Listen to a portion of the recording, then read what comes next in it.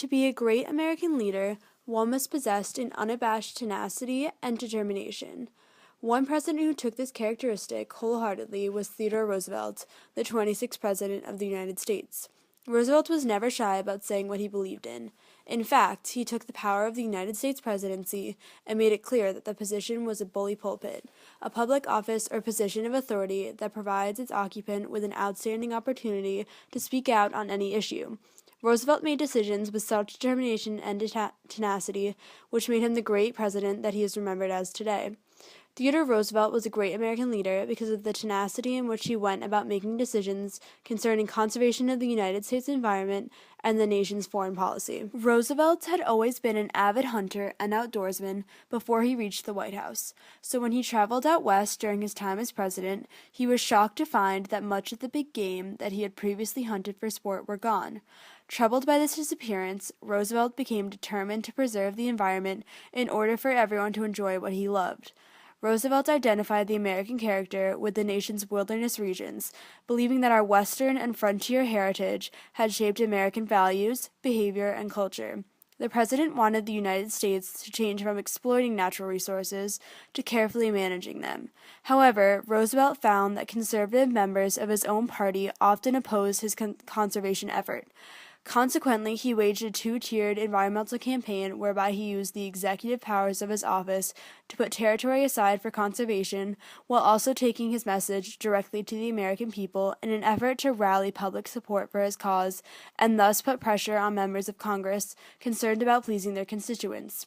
Through his determination and hard work, Roosevelt was able to create 150 new national forests, increasing the amount of protected land from 42 million acres to 172 million acres. The president also created 5 national parks, 18 national monuments, and 51 wildlife refuges. This was more than all of the past presidents combined. Roosevelt's foreign policy most embodied the proverb, "Speak softly and carry a big stick." The foreign policy reflected this so much that it became known as big stick diplomacy. Roosevelt had always been a military man, so he believed that the nation should always be militarily prepared in order to intimidate other nations into knowing that there would be consequences. This military preparedness was the big stick in Roosevelt's diplomacy. One of Roosevelt's most famous decisions with his big stick diplomacy was to build the Panama Canal.